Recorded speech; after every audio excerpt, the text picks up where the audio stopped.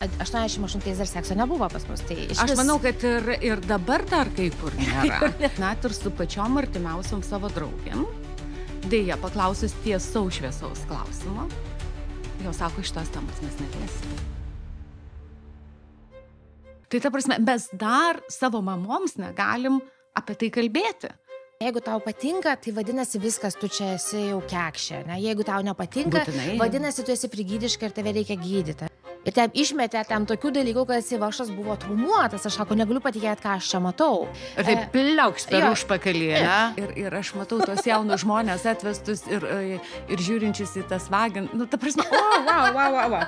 Tai moteriai pasakyti vyrui, žiūrėk, čia yra mano klitoris, dabar tu jį paliesk, dabar tu liesk jį švelniau, dabar tu liesk jį stipriau, yra labai nepaprasta. O jeigu ne? Viskas yra okei. Sveiki visi, aš esu Aušra Muzikevičiūtė ir pradedam naują laidų ciklą apie žmogaus gyvybinę energiją. Ir šiandien yra debiutas, mano svečiuose yra gydytoja Evelina, vėliau į save ir pristatys, o kalbėsim apie tokį visiems suprantamą, dar kartais tabu esamą temą - seksualumas. Evelina, aš norėjau, kad jūs pati prisistatytumėt, nes jūs labai gražiai moka tą padaryti. Man užtenka vardo, kai aš bendrauju su žmogum, nes aš jame įžvelgiu žmogų, ne profesiją, ne pavardės, ne antpečius. Tai aš noriu, kad jūs pati prisistatytumėt, kas jūs esat ir apie ką mes šiandien kalbėsim. Jau sutarėm, apie ką kalbėsim, tai jūs pati galite tiesiog pristatyti. Labą dieną, Aušra. Man irgi labai gera čia būti ir labą dieną visiems, kurie mūsų klauso. Aš esu Evelina, mano pavardės tokios ilgos ir sudėtingos, Nevardauskaitė, Rudzikienė, yra žmonės, kurie ten mokinasi, kaip ten jas reikia ištarti ir klaidų visą laiką pridaro. Tai dažnai aš save taip sutrumpinu, pavyzdžiui, aš esu gydytoja, tai dažnai aš esu tiesiog gydytoja Evelina, nes taip yra lengviau žmonėms atsiminti. Aš esu šeimos gydytoja ir apie 10 metų aš jau esu endobiogenikos specialistė.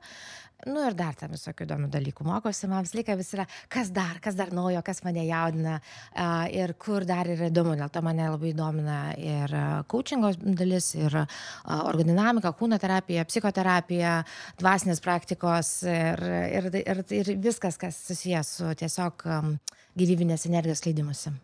Ar galėčiau jūs pavadinti, man dažnai tokie žmonės, tokie žmogus orkestras, gal šitoj vietoj labiau profesinis orkestras, bet jūs tokia, jūs domitės labai daug kuo, kas gal kitam paprastam gydytojui Tomui arba gydytojui, nežinau, kokiam nors kitam, visiškai neįdomu.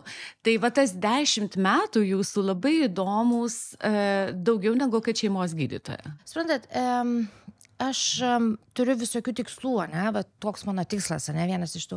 Man yra labai įdomu stebėti žmogų, kuris yra prieš mane. Man labai, jaučiu labai didžiulę privilegiją, jeigu aš galiu liudyti pokytį kitame žmoguje. Ir man yra didžiulė garbė, jeigu aš kartais galiu prisidėti prie to pokyčio. Aš galiu tiesiog būti kaip veiksnys, kuris įtakoja pokytį.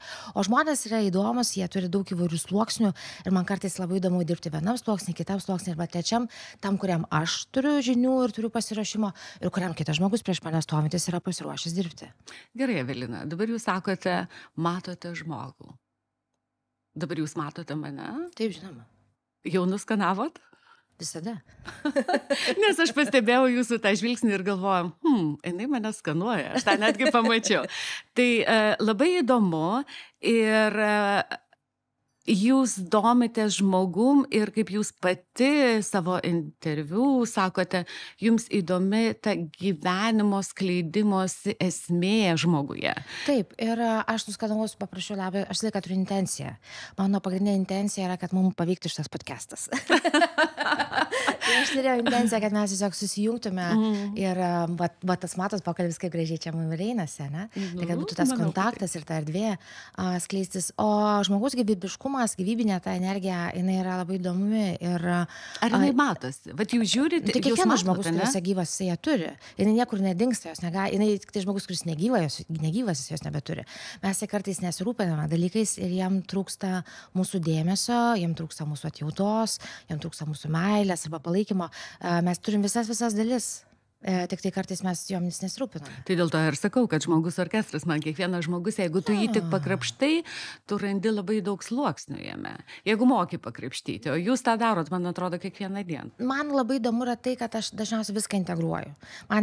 Pas mane nėra atskirų dalykų. Jeigu aš mokosi kažką atskirai ir man tai neprisijungia prie mano vidinio to matymo, to srauto, aš negaliu to priimti. Aš turiu būtinai viską integruoti, sujungti, dėl to man dažnai yra susiję daug dalykų su visais ir aš turiu matau tos ryšius įvairiuose lygiuose ir kartais kokiam nors ten paprastam fiziniam lygis atrodo labai keistas, bet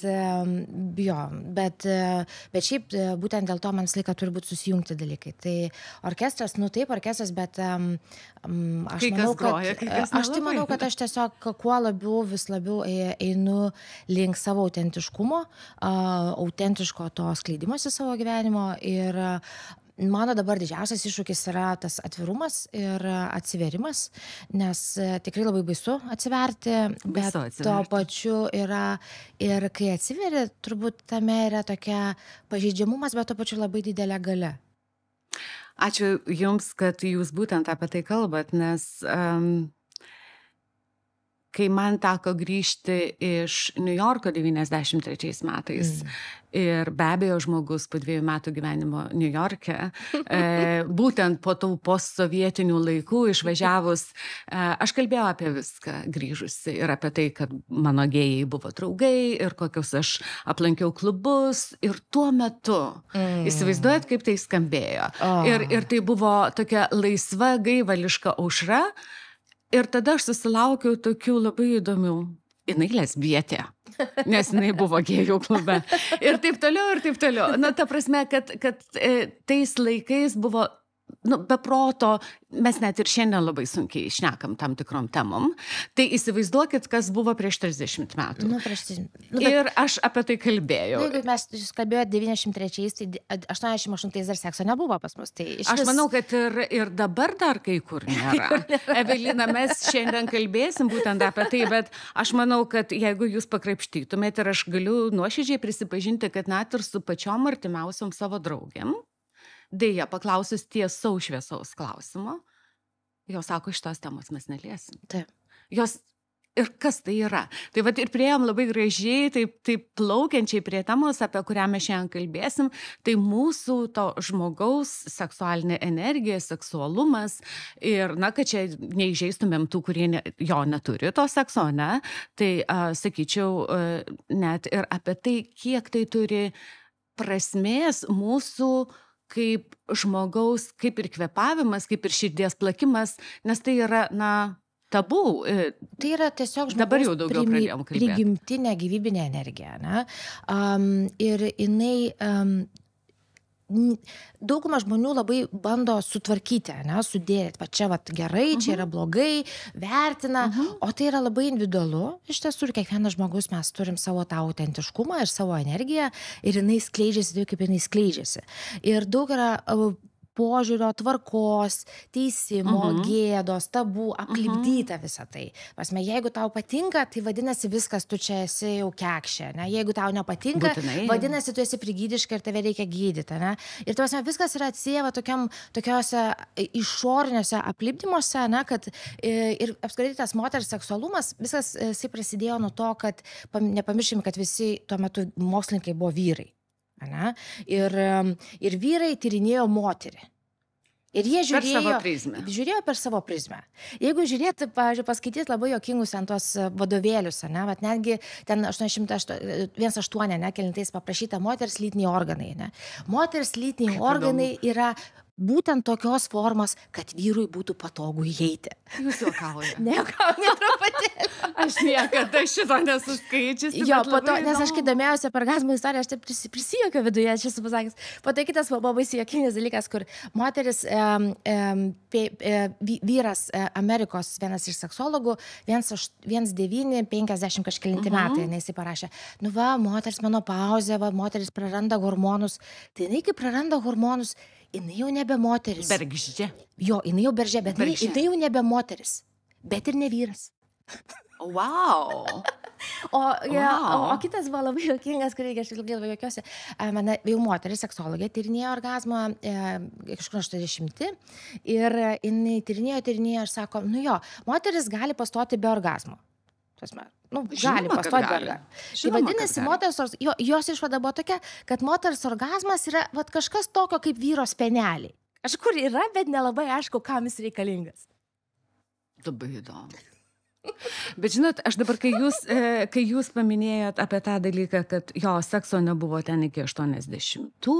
Ne vien tik šitą tarybinis reikalas, aš tą noriu paminėti, kad tai yra atėję iš seniau, tai yra anksčiau atėję iš žmonių, iš vyrų, kurie turėjo tą požiūrį į moterį. Reiškia, vyro požiūris į moterį, mokslininko tyrinėtojo požiūris į moterį kaip objektą. Kaip objektą ir išorinį objektą. Ir tas išorinis požiūris į moterį, pačios moteris į perėmę yra. Mes perėmė? Aš tuoj turėsiu vieną tokį pavyzdį. Ir, pavyzdžiui, dėl to, tarkim, visa pornografija arba kiti, arba filmai, jie rodo, kaip tai turi atrodyti. Ir, žinai, aš nuoširdžiai prisipažinsiu, kad kai kurių scenų ir aš pati nenoriu žiūrėti. Ir aš suprantu, kad tai yra mano auklėjimas. Ta prasme, iš to, ko aš atėjau. Bet dabar tokį vieną labai gražų pavyzdį papasakosiu, kas man labai suskambėjo, kalbant apie tai, kad iki 80-ų to nebuvo, arba kad moteris, kuriai tai įdomu, jinai yra kekšė. Tai galiu pasakyti, kad iš tiesų turėjau tokią patirtį, nes paskutinius savo metus gyvenau Prancūzų saloj, tai reiškia prancūzų kultūroje. Ne? Ir ten gyveno ir mano dukra, kuriai yra 27 metai, tai yra jauna mergina, ir jinai dirbdama su prancūzėm, merginom ir moterim, jinai reiškia, kažkaip tai pasakė, kad, jeigu aš ten su kiekvienu eisiu, ar ten mane matys maža sala, tai aš jau būsiu pavadinta kekšė. Ir tos prancūzės taip pažiūrėjo, sakė, tu apie ką kalbi?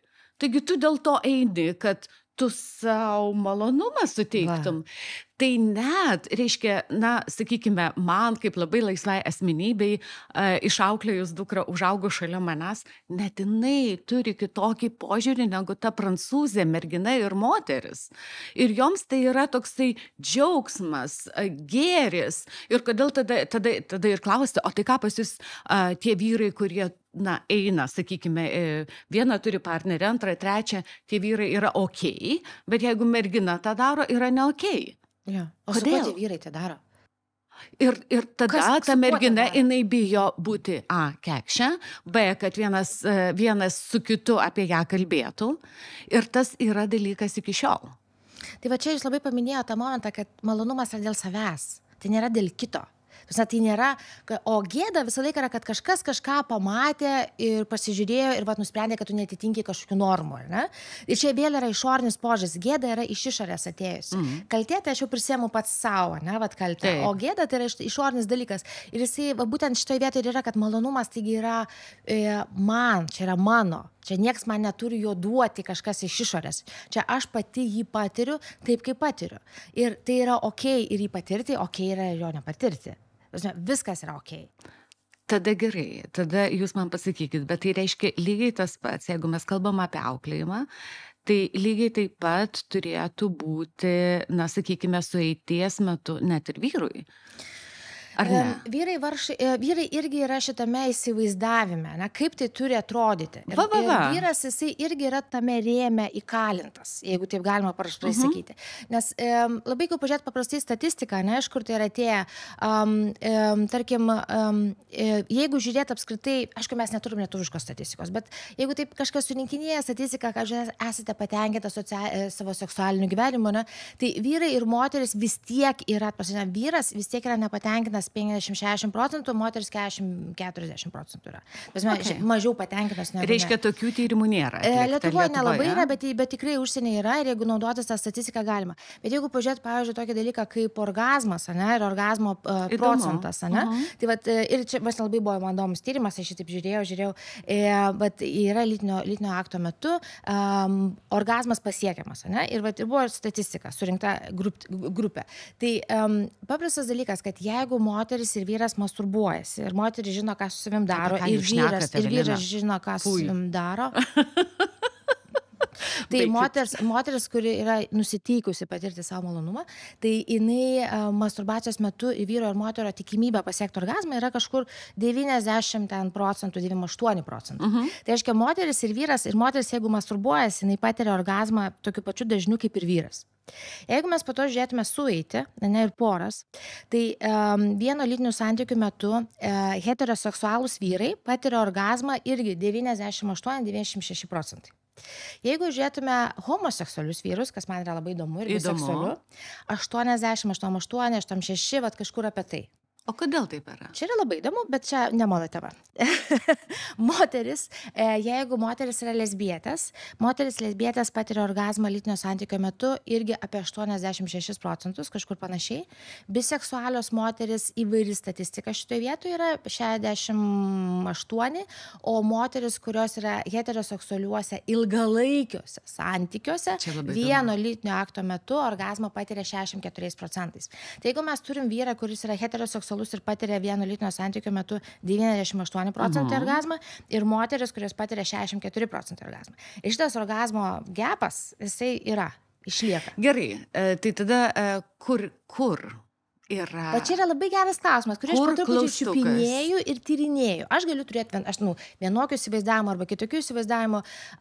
Šitoje vietoje tokia yra labai liūdna statistika, tai kad moteris apsimetinėja, kad patiria orgazmą. Norėjau prie to prieiti. Ir vyrai dažnai net neįsivaizduoja. Ir moteris duoda klaidingą informaciją. Moteris akto metu duoda klaidingą vyrui informaciją ir vyras turi kažkokius įsivaizdavimus, kad jam pavyko, pavyzdžiui. Bet Evelina, stabtelkim čia. Iš tiesų taip yra. Ir aš netgi pati iš savo patirties žinau, kad taip yra buvę su manim. Ir manau, kad kiekvieną moterį paklausę, mes surasim, tik nežinau, tų statistikų, kiek procentų, kaip dažnai ir taip toliau, bet toks jausmas, kad tu tarytum turi atidirbti. Aš nežinau, ar čia aš kalbu tik tai už save. Ar, ir ilgalaikiuose santykiuose, ir klausiau aš labai daug tų podcastų iš amerikiečių, pasirodo, kad net ir ta laisva tokia tauta, tas pats viskas vyksta. Mes žmonės esam tokie patys. Ar tos moters galvoj yra per daug dalykų? Yra socialiai priimtina moteriai neišsakyti, ko jinai nori. Kodėl? Nežinau. Bet taip yra socialiai priimtina. Nes jeigu tu pasakysi, tavo charakteris šlykštus, kažkas panašiai. Yra socialiai priimtina, kad moteris sako taip. Nuolankumas bet jis nėra tas tikrasis nuolankumas, nes vis tiek yra apsimestinis ir mes suprantam, kad tai yra apsimestinis nuolankumas. O vyras, kuris tą pagauna, jis gauna klaidingą informaciją, klaidingus įsitikinimus ir šitoje vietoje vėl yra, kad yra tam tikrai socialiniai, mes turim tam tikrus scenarijus, koks yra, kaip mes įduojam seksualumą. Mums kažkodėl seksualumas vis laik turi susijęs su lytiniu aktu ir būtent tam tikra forma lytinio akto. Net ir su santykiais, ne? Seksualumas yra nuo iki. Mano santykis su mano lytim jau yra mano seksualumas. Okay. Mano santykis su mano kūnu jau yra seksualumas. Aš paliečiu čia, man tai yra seksualumas. Seksualumas yra, jeigu santykiuose, jis prasideda nuo to, kai vyras man padarė kavos ryte. Čia labai geras. Dabar staptelkit. Tai yra daugybė dalykų nuo iki. O mes įsivaizduojam, ne mes įsivaizduojam, bet čia yra vyrai, čia yra tam tikros įsivaizdavimai, kad seksualumas yra tik tai tam tikra forma lytinio akto. Viskas. Dabar noriu truputėlį staptelti, nes jūs man su tos kavos puodeliu labai gerą tokį pavyzdį priminėt. Švedijoje man vienas vyras pasakoja, kad aš galiu nusipelnyti savo moters seksualumą tada, kai aš išvalau virtuvės spinteles. Ir man buvo taip juokinga, nes aš tada dar buvau labai jauna ir aš galvoju, kaip šitaip gali būti, ta prasme, reiškia, tu nusipelni už kažkokį tai savo darbą, bet pasirodo, matyt, Na, paaiškinkit, taip Tai va veikia čia jos ir yra- va čia smegenys, ir yra, ne? kad anksčiau buvo galvota, kad yra va, tas toksai spontaninis seksualumas, ne, va aš čia sėdžiu ant Arba sofos, atein- va jo, aš va taip užsimanau ir iš karto va čia man taip viskas va taip norisi, ne? Arba Ir- jeigu sugulam į lovą, Jo, ir vakarą man va taip iš užgesinam. karto va taip viskas ten įsijungia su mygtuko Aha. paspaudimu. žinai. Tai visko yra, tuosme visokių moterų yra, Be ne, abejo. bet buvo anksčiau galvojama, kad būtent tai ir yra ta forma. Jis labai gražiai vaizduojama kine, ten mes einam, plešėm viens nuo kito rūbus, ten va, kaip čia viskas fainai, ne? Bet tai yra tik tai viena forma, kuri beje susijusi labai daug su testosterono lygiu. Dėl to jinai daugiau būdinga vyrams, kurie turi aukštesnį testosterono lygį, arba moteris, kuri turi aukštesnį vyriškų hormonų kiekį.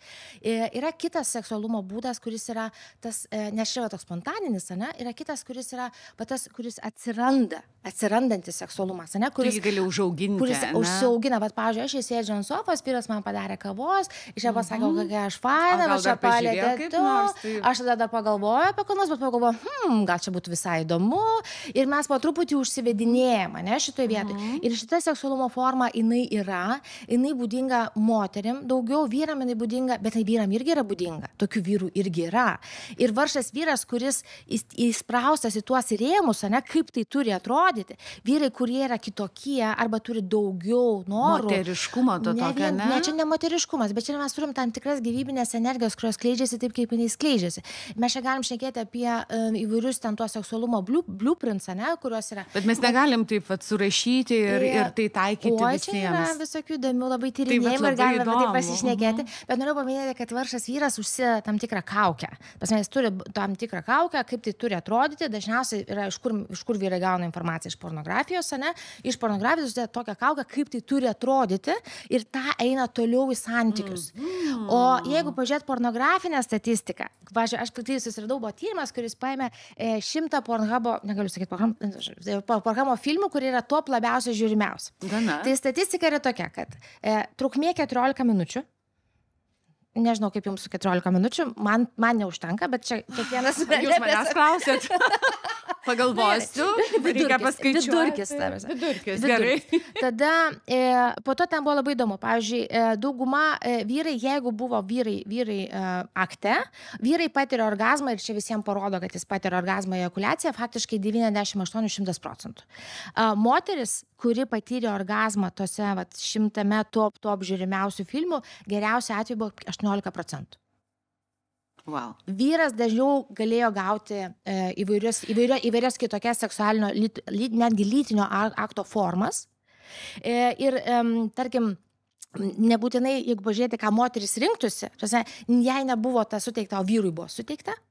Ir vyras beje labai dažnai eidavo į tam tikrą prievartos elementą prieš moteris. Tai dėl to šitie filmai, kurie ateina, jie firmuoja tam tikrus seksualinius scenarijus, kurie po to persikelia į miegamojo lovą ir šitoj vietoj kenčia ir moteris, nes tie visi būdai, kaip vyram atrodo, kad moteris patiria orgazmą, nelabai veikia arba nėra taip, kaip yra. Ir vyras užsideda tam tikrą kaukę, kaip tai turi atrodyti ir jisai irgi viduje kenčia. Bet tas man labai įdomu ir aš taip klausau jūsų ir man toks, aš net nežinau, ką pasakyti. Nes Aš irgi nežinau, ką pasakyti. 14 minučių, tada galvoju, palauk, niekada aš ten to laiko nenusiminėjau, bet aš prisimenu tokį labai linksmą dalyką studijų laikais universitete čia studijuojant ir kai mes buvom studentai ir atsimenu toks grupiokas atėjo ir sakė, ten 10 minučių turi būti, reiškia, tas vadinamas prieš, kad sujaudinti moterį. Tai aš sakau, o tai kaip tą sakau, tu tada turi užsidėti laikrodį, kad 10 minučių praėjus tau suzvimtų, kad tu jau viską padarėjai ir tada jau gali įeiti, sueiti. Tai mes tiek juokdavomės, bet aš atsimenu, kad mes kalbėjom, gal dėl to, kad mes buvom, vis tiek, kai kurie žmonės, bet sakau, man labai keista, kad ir tikrai aš kalbu su moterim ir kalbu su daug jaunesnė moterim už save, nes turiu tokių draugių ir labai džiaugiuosi, kad turiu. Ir man labai liūdna, kai aš jų paklausiu, tai, jos gyvena su vyrais, jos augina vaikus, mažučius mano jau užaugę. Ir kai tu jų paklausi, nes jauti, kaip jūs ir sakote, tokia energija, jinai jaučiasi iš akių, ne? Ir tu pamatai savo tą draugę ir tu sakai, klausyk, kaip ten pas jūs yra reikalai, kaip, ta prasme, viskas fainai, gražus namas, gražios mašinos, šventės puikios, vaikučiai du auga, 3, nežinau kiek nori, tiek auga. Bet sakau, nes, jaučiu, negyvas žmogus, žuvis, moteris žuvis, kaip aš sakau. Jinai sako, tai žinai, tai mes net neturim laiko pasikalbėti, mes grįžtam po darbų, pavargę. Ir tada, kur mes toliau galim kalbėti? Apie orgazmą paklausyti, tai jau ir klausti nereikia, nes jau viskas aišku, ne? Nes 2 parėję, grįžę po darbų, pavargę, visos mes šitą išgyvenam, tų mažų vaikų kažkokį tai etapą, ne visos, dar kažkam tai tik prieš akis, bet ką pasakyti to moterim, kad kažkokį tai patarimą duoti, kaip tą padaryti, kaip save ištempti iki to, kad aš noriu sugundyti tą vyrą tam, kad patirti savo malonumą. Aš noriu sugundyti vyrą, bet pradėkim šitoje vietoje. Paprastas dalykas. Mano išmintinga mokytoja sakė, negali duoti to, ko neturi. Ok. Ką turite omeny dabar, patikslinkit? Moteris visą laiką pirmą mylisi su savimi. Bet moteris visą laiką mylisi su savim. Jinai jaučiasi gerai su savim, su savo energija. Jinai yra pilna energijos, savo gyvybinės energijos, kuri susikelia taip, kaip jinai susikelia, kas jai yra malonu. Ir tada jinai tuo malonumu gali dalinti su vyru. Gerai, Evelina. Tai nėra išorinis pantomima, kad aš čia dabar piau, ir čia pantomima vyras ten susidėjo. Tai čia ir yra, kad jeigu mes esam tikros savo ir priemam savo energiją ir leidžiam ją skleisti savo dėmesio ir meilę, tada mes turim kuo dalintis. Gerai, kiek santykiuose yra vaidybos iš tiesų? Nežinau. Spektaklio. Negaliu atsakyti šeimyninio spektaklio. Kiekvienas turi savo žaidimus, kuriuos žaidžia. Bet ar jūs, pavyzdžiui, nepastebėjot, kad vis dėlto, kai atsiranda tie maži vaikai, šeima, ir vėl man toks jausmas, kad moteris vis dėlto daugiau aukojasi, nes tai yra vaikų tėvas.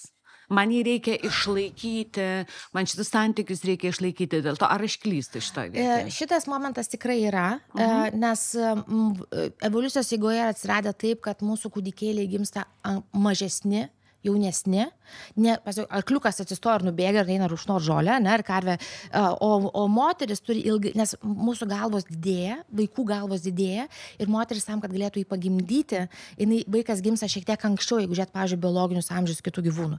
Dėl to tuo vaiku reikia ilgiau rūpintis ir mama yra pririšta prie to vaiko. Dėl to, kad ją atnešt maistą, vyras turi irgi būti šalia arba turi būti visas kitas kaimas šalia. Nes, kaip sakoma, vaikų užauginti reikalingas kaimas. Mes dabar esam nuėję į tą tokį, kad mes kaimo nebeturim ir mes turim santykį su vyru. Ir mes turim auklės, kurios augina mūsų vaikus. Tai va čia jau kiti reikalai. Bet tai va tas santykis su vyru yra, kad tas yra vis dar priklausomumas kažkoks nuo to, nors tai yra abiejų vaikas. Vyras taigi yra irgi suinteresuotas, kad jo genai skleistusi. Tai nėra, kad įsivaizdavimas. Bet yra tam tikri socialinės normas, kad moteris visiškai normalu, kad jinai aukoja savo gyvenimą ir eina auginti vaikų ir tai yra norma. O kurio vyro paklausia politiko, kad jisai turi mažą vaiką, tarkim, yra politikas, susilaukė su jauna žmona, susilaukė vaiko, vaikas tikrai mažačiukas, visuose žmonių žurnaluose ir kitur yra. Ar jo kas nors paklausia, ar jam netrukdys eiti ministro pareigų? Jūs juokaujat gal? Kam trukdė, kuriam vyrui trukdė vaikas eiti pareigas? Tai šitoje vietoje yra kaip yra ir keičiasi šitą situaciją. Ir jeigu žiūrėti tos scenarius, kodėl žmonės mylisi, buvo irgi labai įdomus tyrimas, kur tiesiog surašyta, beje, buvo, kad įvairių priežasčių, dėl ko žmonės eina į santykį, bet socialiniai faktoriai taip pat buvo. Ir labai įdomus socialiniai faktoriai buvo, kad vienas iš socialinių faktorių vis tiek buvo saugumas, kad manim pasirūpins. Aš einu į lytinių santykių, vienas iš aspektų buvo. Pas vyrus buvo labai įdomus aspektas, tam tikras socialinis irgi garantas buvo ir socialinis tam tikras statusas. Pas moteris bėštas irgi buvo, jeigu žiūrėt socialinius dalykus. Nes jūs labai įdomiai dabar užkabinot, nes yra tekę bendrauti su tokia moterim, kad jis sako, jeigu aš jam pagimdysiu vaiką, man yra užgarantuota visiškai, net ne nuo savo vyro, bet, tarkim, mesgi žinom, kaip viskas vyksta. Man bus garantuota, nes jis yra milijonierius, man bus garantuota, reiškia, iki gyvenimo pabaigos ir vaikas bus aprūpintas, reiškia, ar jai daugiau nereikia to žmogaus, tik tai Aš negaliu atsakyti į šitą klausimą. Kiekvienas turi savų momentų ir savų iššūkių ir kiekvienas eina savo gyvenimą taip autentiškai, kaip jam einasi. Kodėl moteris dar vis jaučiasi nesaugi? Saugumas yra vidinis dalykas, kiekviena moteris gali pasirinkti, kaip jinai jaučiasi. Iš esmės mes viduje jaučiamės ar saugios ar nesaugios, bet mane vis tiek stebina, kad, gerai, dabar jau, kai aš einu į Gedimino gatvę naktį, ne, ir aš prisimenu savo 92 metų Laisvės alėją, kur buvo visiškai tamsu. Ir jeigu mane išprievartaus kažkuria prasme bus mano atsakomybė, aš tikrai atsimenu šitą dalyką.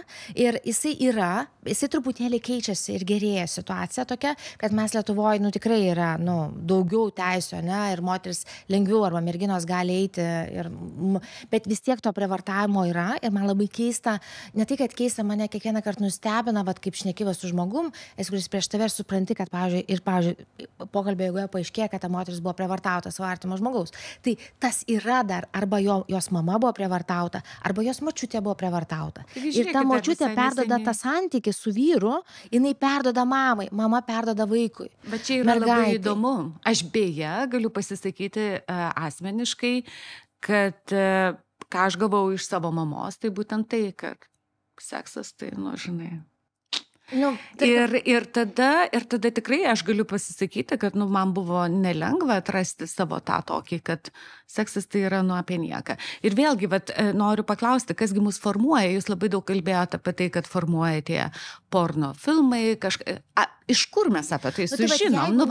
Kaip? Gimiau, jaučiu savo kūną, tai rytum, bet aš nežinau, kas yra gerai, kas yra blogai. Tai yra vertinimas. Vėlgi... Kas vertina? Tu pats save vertini ir... O kas kalba šitą vietą? Aplinka. Aha, kokiu balsu kalba? Vidiniu. Aha, kokiu balsu? Ką kaimynė pasakys, ne? Ką močiutė pasakys? Aš galvoju, gal labiau iš šeimos. Tai va čia ir yra, kad mes turime tą išorinę gėdą. Bet žiūrėkit, dabar grįžkime į tą miegamąją, ne? Ir į tą išorinę gėdą. Jūs pagalvok, aš nežinau, kaip jūs ir ne jūs asmeniškai klausiu, bet aš taip kažkaip galvoju, kad kai aš augau, tai koks seksas, mano tėvai, jie negali mylėtis. Tai ta prasme visą laiką buvo tylu už durų. Ką mes perimam, aš dabar kalbu apie save, ir tokiuose santykiuose buvau, tai yra tylu. Tu negali net savo emocijas išreikšti, nes tai yra tabu, nes vaikai išgirs, gal dar kažkas su tėvais gyvena, tėvai išgirs ir tas vyras vos neužčiaupia tau burną. Čia aš grynai iš savo asmeninių išgyvenimų, jaunystė, žinot, kad neišsklistų tas garsas, kad neduok dieve, o kaimynai galbūt išgirs. Ir tas toksai, tu nešiojasi, kad kažką tau reikia apriboti, tai apie kokią mes savo tą laisvę ir meilę su savim galim kalbėti, kai mes jos tiesiog negalim išleisti. Tai Aušra, ką mes čia veikiam? Šnekame apie tai. Tai dėl to ir šnekam, Velnių, aš negaliu, žinokit, man taip pikta ir man pikta ne ant savęs, nes aš vis tiek, ta prasme, aš tikrai nugyvenau šitoj srity labai labai fainą gyvenimą, bet kada aš susiduriu su savo jaunesnėm draugėm, mano mergaitės draugės ateina ir mes kalbam apie tai. Ir jos man sako, jūs esate ta mama, su kuria galima kalbėti. Tai ta prasme, mes dar savo mamoms negalim apie tai kalbėti. Kodėl mes negalim? Nes aš atsimenu vėl savo tą etapą Amerikoje ir aš atsimenu, buvo vienmetės mano draugės ir jų mama gydytoja ir ten labai tokia stipri New York'e. Ir jinai taip, kai mes eidavom autinai, sakė, mergaitės, ar turit prezervatyvus? Iš karto, ir man toksai, what? Žinai, tipo, kas čia per santykis? Jinai įdėdavo į jo rankinukus. Ir tai yra, toks, taip, nes taip gali atsitikti. Ir tai yra visiškai normalu. Taip.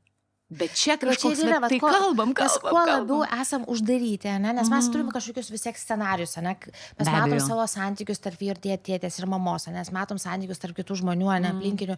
Ir būtent tai formuoja tą mūsų santykį pirmiausia su savim, su savo kūnu, su savo seksualumu, ne? Ir santykį su kitais žmonėm. Ir va šitoje vietoje ir vėl atsiranda tas dalykas, kad jeigu mes tai uždarom už miegamojo durų ir yra tabu, ar ne? Ir tas lieka ten kažkur tai, o tai iš kur gauti informacijos? Jeigu švietimas ten mokyklose jisai jau yra, bet po truputėlį jisai irgi savo vietą randa, bet vėl yra visokių momentų. Ir iš kur gauti, tai gaunasi, bet taip ir buvo, pavyzdžiui, konkreti buvo situacija, kur vaikinukas visai neseniai pradėjo, galvojo, čia reikia kažkaip man pasidomėti, kas tas seksas yra, ir jis pagūglino. Ir ten išmetė tam tokių dalykų, kad Sivašas buvo traumuotas, aš sako, negaliu patikėti, ką aš čia matau. Tuose, kad būtent gaunasi labai toks jau didelė ta pornografija, kur tokia stipri, ir tu negali atsirinkti, ir tai ką čia man dabar reikės taip ir daryti, ten tą moterį smaugti, ne, ir kad ten jai patiktų malonu.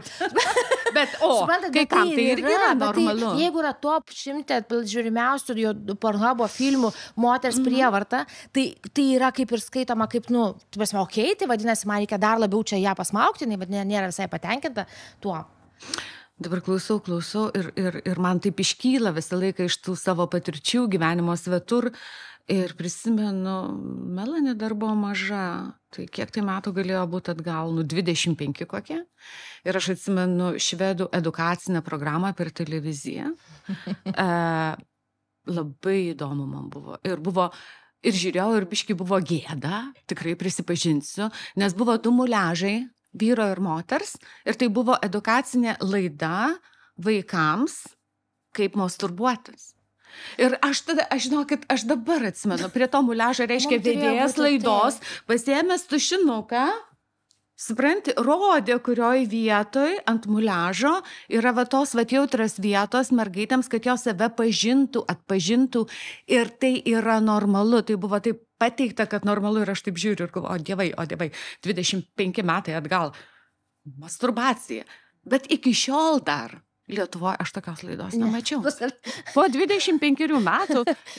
Suprantate, toks paprastas dalykas, jeigu aš galiu šnekėti iš medicininės pusės, ne, apie masturbaciją, bet galiu paprastą dalyką pasakyti. Tikrai, nors klitoris toks dalykas, atrastas, 1,8. Kas tai yra? Gerai, toliau. 1,8, kada atradom? Okay. Ai, Evelina, ne, taip. Aš taip iškai atsigausiu. Žodžiu, tas klitoris buvo atrastas, nes jį reikia atrasti, taip kaip Everestą, žinai, atrasti reikia. Vyram reikia parodyti. Atrado, žinai, tai tikrai dar daugumoje anatomijos vadovėlių klitoris nebuvo pažymėtas. Arba klitoriai mes įsivaizduojam, kad yra tokia mažytė, tokia viršūnėlė, kuri yra.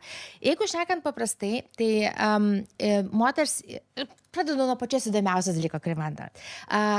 Mes gaunam chromosomas X. Čia bus pirmoji TV laida, kuri edukuos.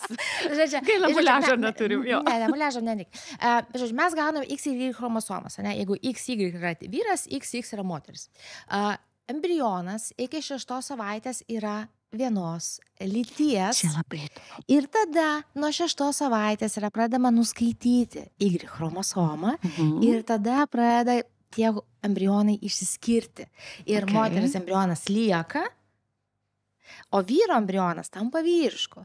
Ir visi lytinių organų formuojasi iš tų pačių audinių ir iš tų pačių ląstelių. Jeigu vyro sėklidės ir moters kiaušidės, jos atitinka tą patį. Tik tai jau ten skaityti. Tai lygiai taip pat yra, pavyzdžiui, vyro varpa ir moters klitoris. Tai yra tas pats. Tik tai moters klitoris yra giliau ir jis yra ten dabar toks apkabinantis ten. Kaip gražu. Patį daliausią pasakysiu, vyras turi visokių puslelių.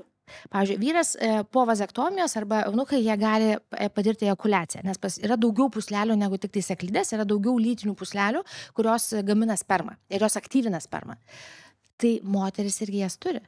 Prašau. Moteris turi dviejopas puslelės.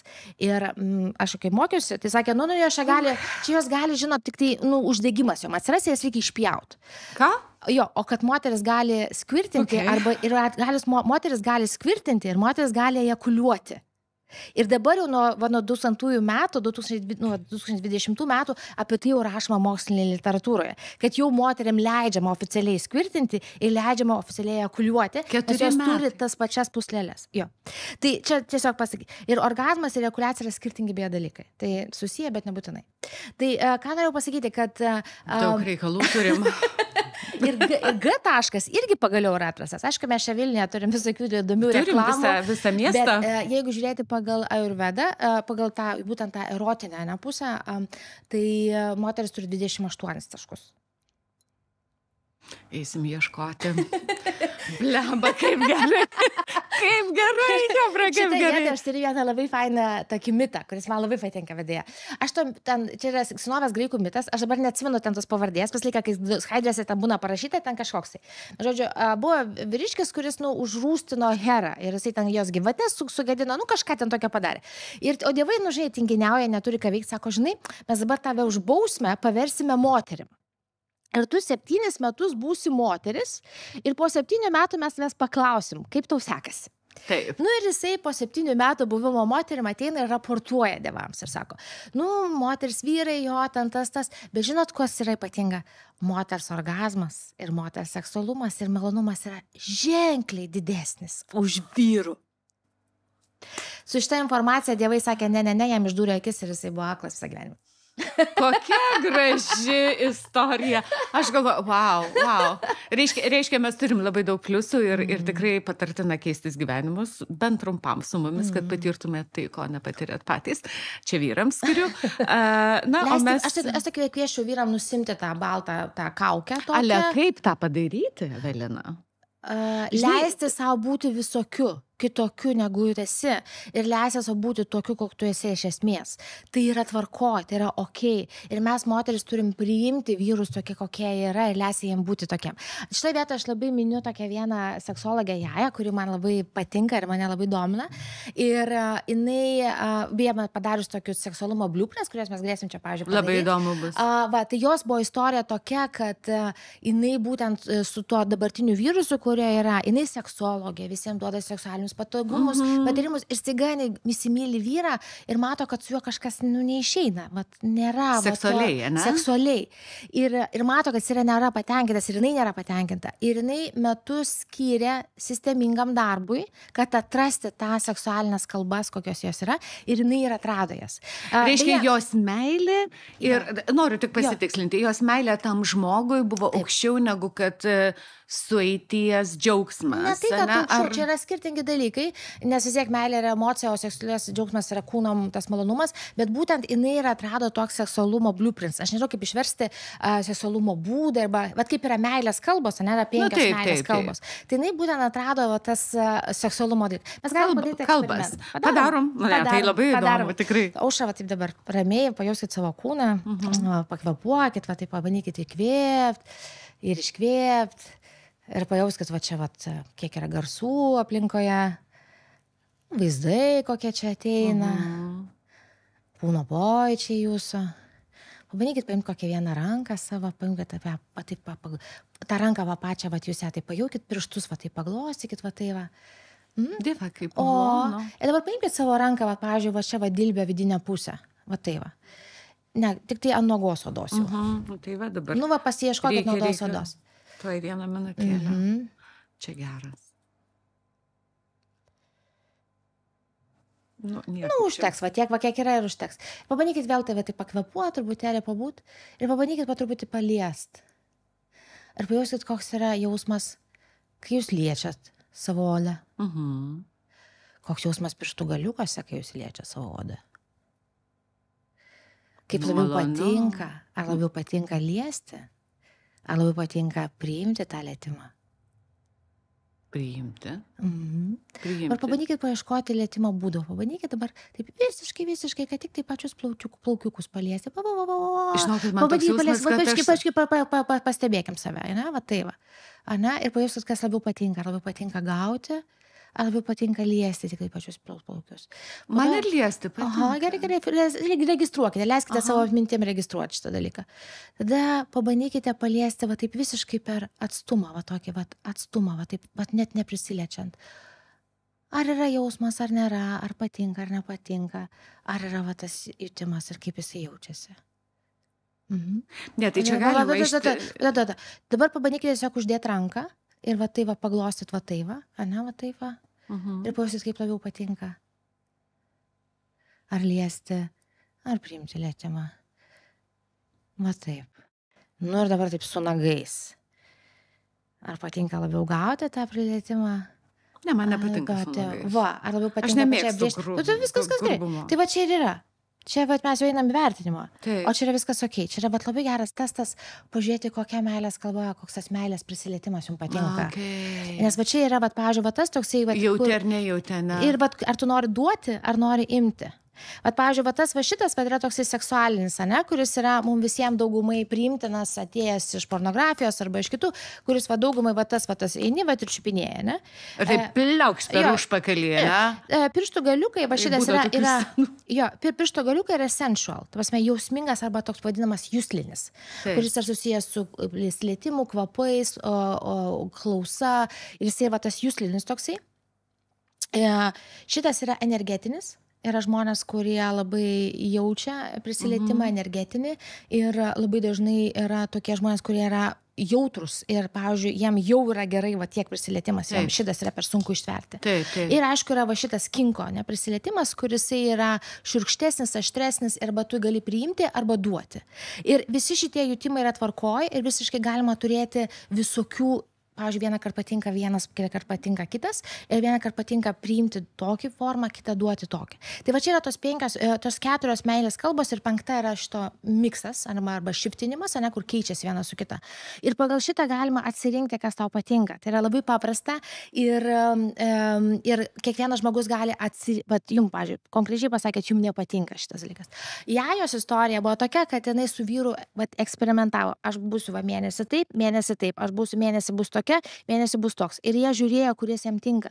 Ir atrado tokį dalyką, kad jos vyrui patinka, kai jisai yra surištas pasyvioj būsenoj ir jinai jam nurodo, ką reikia daryti. Nurodo, tai kaip liesdama? Nu, ten visaip, nes nesigilim. O jinai yra visiškai pilnai apsirengusi. Ir jam tai buvo didžiausias kinkas. Ir jie turėjo atrasti prie šito prieiti, prie visų formų, kol atrado tą būseną, kas jam yra, kaip jam, kokia jo yra kalba. Ir jinai tada ieškojo savo formos, kaip jinai gali išbūti toje būsenoje. Ir jinai sako, aš esu labai sexual, aš esu labai seksuali ir man labai buvo gerai, mes radom tokį būdą, kad aš jam sakau, ką reikia daryti, o jisai yra toj pasyvioj surištoj formai. Wow. Ir tai yra okei. Ne, tai viskas, man atrodo, yra okei, jeigu tai yra priimtina 2 žmonėm. Tai jeigu tai yra priimtina žmonėm. Ir va šitoje vietoje noriu paminėti, kad tai yra okei, kad žmogus gali tyrinėti, yra įvairių formų ir jeigu tau nieks nepatinka, tai yra irgi tvarkoj. Va šitą, tie visi energetiniai žmonės, kurie yra, beje, dauguma iš mūsų yra energetinės būtybės, tik mes pamirštam apie tai, ir vyrai labai dažnai yra energetiniai, tik užsideda tą kaukę, tą sexual. Tai, pavyzdžiui, tokiems žmonėms yra labai dažnai sunku ištverti prisilietimą. Ir tokie žmonės labai gražnai nueina į depersonalizaciją, išėjimą iš kūno. Nu gerai, aš dabar biškį pabūsiu, tu padaryk su manim čia, ką nori, aš biškį pabūsiu išorėje. Bet tai matai, vis tiek yra kažkokių tai būdų, ne? Tai nėra taip, viskas labai paprasta, mes kiekvienas kitoks instrumentas. Taip.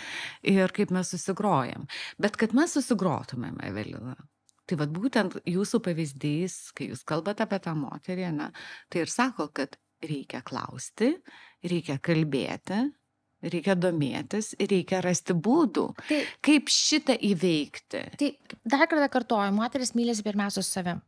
Neturi duoti tu negali duoti to, ko turi. Neturi. Neturi, bet tu gali pasistengti. Gali pasistengti. Tas nuolankumas, tas toks, gerai, nuodstovėsiu. Jeigu mes einam kai einam į lytinį aktą, ne į tą intimumą, visiškai normalu pradžioje turėti daugybę minčių, kurios nesusiję su tuo. Duokit tuos patarimus. Tai visiškai normalu. Pagalvoti ten ir apie rytojus planus, ir apie vaikas serga. Vaikas serga, čia užtulu. Bet ką ten reikia nupirkti parduotuvėje, arba primink, čia dabar reikia dar žinai kalėdinės dovanas. Tai yra visiškai normalu. Ir ypatingai mes esam su partneriu, kuriuo esam ilgą laiką, tas žmogus turi daugybę vaidmenų. Jisai yra ir vyras, ir meilužis, ir tėtis, ir ten koks šeimininkas, ir indų plovėjas, ten ir ten valytojas, virtuvės, ir sukės. Ir tai yra visiškai normalu, kad mes einam iš daug, bet įdomumas yra toksai, kad einant į intimumą, mūsų dėmesys siaurėja. Ir mes susikoncentruojam į tą buvimą kartu su žmogum. Ir mūsų dėmesys siaurinasi, ir tą reikia suprasti. Ir, pavyzdžiui, jeigu moteris jaučiasi nesaugi, jinai labai dažnai nueis į nesaugumo pusę. O kada jinai kiekvienai savaip, ne, tas saugumas. Vėlgi mes kalbėjom apie tai. Taip, bet vyras yra tas, kuris laiko tos kraštus. leidžia moteriai būti savimi. Dar kartą pakartok. Aš šitą vietą turiu... Dar kartą pakartokit. Aš šitą vietą turiu labai daug kartų tokį... pakartokit. Aš šitą vietą turiu va, tą tokį įvaizdį, kuris man labai patinka.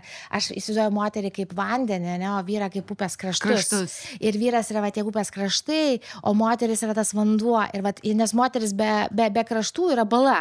Ane? Super. Nieko blogo toj baloj nėra, žinai, viskas yra ok. Ne, bala irgi yra gerai, bet neteka jinai. Supranti, jinai stovi. Tai va, būtent nuo krantų priklauso, jeigu, pavyzdžiui, visiškai užspausta, nėra tos upės, ne, tada nėra tėkmės. Ir, pavyzdžiui, vyras gali duoti... Aš turiu labai lakę vaizduotę, žinokit, tikrai. Čirkšlelė, čiurkšt ir viskas. Čiurkšt ir viskas. O vat, jeigu vyras ir moteris sutampa, ne, tai vat, vyras gali duoti tos krantus ir moteris turi tą tėkmę ir kryptį, ne, ir jinai duoda tą gyvybinę energiją, o vyras turi tos kraštus. Yra toks labai gražus terminas angliškas containment, kurio aš nelabai randu išvertimo į Lietuvą, nes containment yra toks kaip konteineris, ne? Bet tai iš esmės, kad vyras laiko kažkokius kraštus, bet duoda moters erdvės būti. Vat tiek, kiek jai reikia, Dieve, ir rasti tą balansą. Čia visa filosofija, čia visas mokslas, čia, ta prasme, kiek mes dėmesio tam skiriam, o tai yra taip svarbu. Bet čia man yra tas toksai, kur mes prasilenkiam. Nes mes galim kalbėti labai daug apie tai, mes galim ten sakyti, kas negerai, bet kaip padaryti, kad tai būtų geriau? Visos patarimus, kiek aš domėjausi šitą temą, kaip kalbėtis, ne? Tai pirmas dalykas, moteris turi susitaikyti su to, kad jinai turi teisę į malonumą ir jinai nieks jai neturi nieko duoti ir nieks jie, gėda, tai jau palikim šitą gėdą jau ir kaltę ir galėm atiduoti kam nors. Bet pagrindinis dalykas, kad moters nieks neturi kažką su ją padaryti. Tuose gali padaryti, bet iš esmės moteris turi irgi tame dalyvauti. Kažkuriuose tango šokama dviese, ne? Ir nes yra tokių moterų, sako, ir tas negeras vyras, ir tas negeras, ir tas negeras, ir tas, nes moteris pirmiausia, tai yra, tavo energija, tu prisimk ją, jinai laukia tavo dėmesio. Tai yra tiesiog tavo gyvybinė energija. Tada, kai esi santykėje, ne, tu gali turėti tą tokį kūrybinį santykė, ne, su vyru, kad vyras ateina ir duoda. Tai pirmas dalykas šitoje vietoje, kad yra tavo, tai yra tavo energija ir jinai skleidžiasi, bet tu turi kažkokią atsakomybę už tai, kaip jinai skleidžiasi. Bet, žinai, Evelina, mes sėdim dabar ir kalbam ir aš galvoju, jau kokį darbą jau vien mes darom, kad mes apie tai kalbam ir kalbam labai labai atvirai, nes iš tiesų, tai moteriai pasakyti vyrui, žiūrėk, čia yra mano klitoris, dabar tu jį paliesk, dabar tu liesk jį švelniau, dabar tu liesk jį stipriau, yra labai nepaprasta. Tai yra labai nepaprasta, dar moteris turi 9 erogeninės zonas. Okay.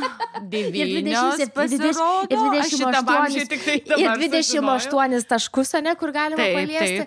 Tai kiekvienas vyras, bet kiekvienas gali atrasti, ne, kiekvieną tašką, kaip paliesti. Bet tai pirmiausia pati turi atrasti. Moteris turi, kur tas žinias gauti? Ką žinau, iš kur tai žinai? Tai mes ir tada sakom, žiūrėkit, matematikos egzamino neišlaikė tiek ir tiek abiturientų. Ir tada visiškai aišku, kodėl jie neišlaikė, nes A, galėjo būti blogi mokytojai, B, jie nebuvo susikaupę. Kur šitą žinias gauti?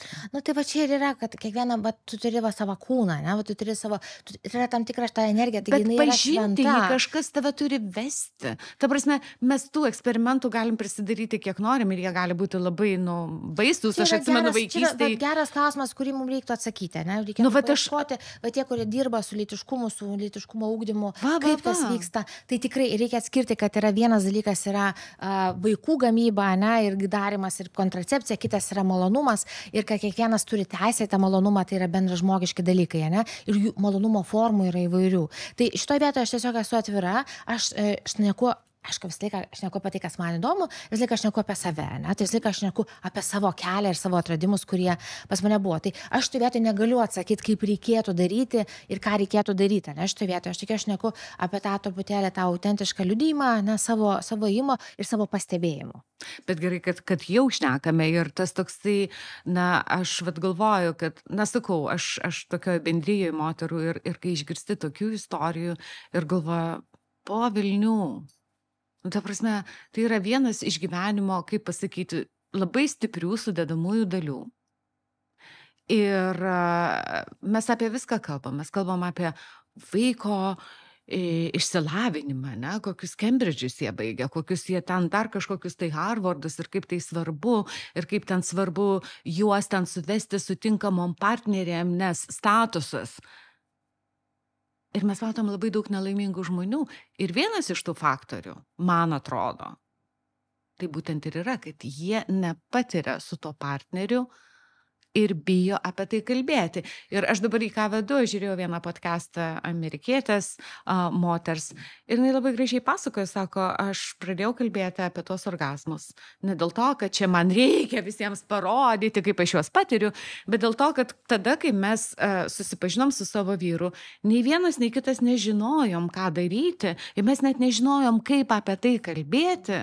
Ir tada na dabar jau, man atrodo, yra ir tų kažkokių edukacijų, ir net būrelių kažkokių tai, kur einama, bet tada vėl tu turi nebijoti nusirengti, tu neturi bijoti savo to kūno, o iš tiesų... Tai va čia yra, apie ką aš neku, čia yra... Kažkur raukšlelė, čia atsirado, ar tu myli savo kūną? Krūtinė nudribo ir taip, tai kas čia į mane dabar žiūrės, taigi... Vėl, tai reikia pasikelt tą krūtinę dabar, tai ta operacija. Tai dabar jau reikalinga, nes aš ir pati savo negražinės. O gal hialurono susileis į gatašką, kad būtų lengviau surasti? Ar taip galima? Aš pirmą kartą girdžiu, okei. Kur čia reikia? Beje, lytinių lūpų plastika šiuo metu vis labai pakilime ir tai yra, nors tai yra visiškai estetinė operacija, bet jinai yra daroma. Ir buvo labai įdomus tyrimas, kur tiesiog buvo surinktos vaginos ne tų, kurios yra profesionalios pornografinės, ne? Kur ten turi būti tam tikras vaizdas, ne? Bet jos tiesiog buvo nufotografuotos. Ir buvo įleisti šiuolaikinis jaunimas paklausti, kas čia kaip yra. Ir sakė, klausyk, čia kažkas netvarkoja, gal nesveika. Pasme, kad yra standartai. Yra tam tikri grožio standartai ir moteris darosi plastinės operacijas, kad tos grožio standartus atitikti. Tai noriu paminėti, kad bet čia ir vėl yra požiūris, ir mes šnekam apie išoriškumą, kuris turi teisę egzistuoti, bet gyvybinė energija ir malonumas yra viduje. Kūną, jau tik kalbėdama su jumis. Vat jis yra viduje. Pradėjau savo kūną jausti. Vadinasi, mūsų podcastas kažką gerą padarė. Ne, rimtai. Nes mes tiek daug kalbam ir apie tą, ir vėl, mano labai laki vaizduoti, ir aš matau tos jaunus žmonės atvestus ir žiūrinčius į tas vagin, ta prasme, wow. Čia labai daug visko darosi ir aš galvoju, kad, tai vienas iš būdų galbūt irgi edukuoti ir vesti ir daryti tokias parodas, ir aš atsimenu netgi parodą Mo muziejui, kur... Ten gera buvo labai paroda. Ten buvo labai gera paroda. Dar aš kažkur tai esu nusifotografavus ten tuos laiškai ten... Vaibos laiškai ten. Oh my God, ten buvo taip gerai. Gerai, labai daug visko, bet žinot, kas yra man įdomiausia, tai aš žinau, kad pirmoji ERO konferencija, paroda, suvažiavimas, nežinau kaip tai vadinosi, pirmoji šiais metais įvyko ir aš labiau noriu, kad jūs, nelabiau noriu, bet kad papasakotumėt apie tai, kas susirinko, kokie buvo žmonės, nes manęs nebuvo, man tas toksai, įdomu, aš buvau išvykus ir galvoju, jūsų tas įspūdis, ką mes turim, kas yra žiūrovas, kas yra besidomintis žmogus. Aš labai buvau Visų pirma, apie ką tai? Žodžiu, ta paroda buvo apie Litexpo Eros 2004 ir skelbėsi, kad tai yra pirmoji Baltijos šalyse erotikos paroda. Mane pakvietė šnekėti kaip lektorė ir mane labai patraukė tai, kad organizatorės yra moteris ir mane tas iš karto labai taip uždegė, kad aš irgi noriu, kad jis jungtų, kad būtų būtent apie tą gyvybinės energijos skleidimąsi. Tai gali būti visiškai profesionalių striptizo šokėjų pasirodymas, bet to nebuvo ir man tas labai buvo smagu. Buvo labai, žmonių buvo tikrai daug, buvo įvairių žmonių nuo iki. Amžiaus, galėtumėte įvertinti. Iki šiol matau vieną, kurie atsivedė savo tėtį turbūt. Ten, tavasme, iki šiol matau, po to buvo įvairių grupių žmonių, draugų, įvairiaus amžiaus. Buvo porų, kur vyras toksai, kas čia vyksta, o moteris sako, pažiūrėk, koks batagėlis, koks fainas, pažiūrėk, kaip kaip čia gerai jaučiasi. Taip. Ir man labai svarbu buvo, kad buvo moterų, buvo vienišų moterų, pas ne vienų moterų, buvo moterų vyresnių. Ir viena mano tokia draugė atėjo, sako, Evelina, kas čia vyksta? Kokia buvo Jinai negaliu sakyti, bet jinai sako, klausyk, čia kažkas darosi. Sakau, jo, kažkas darosi, tikrai keičiasi.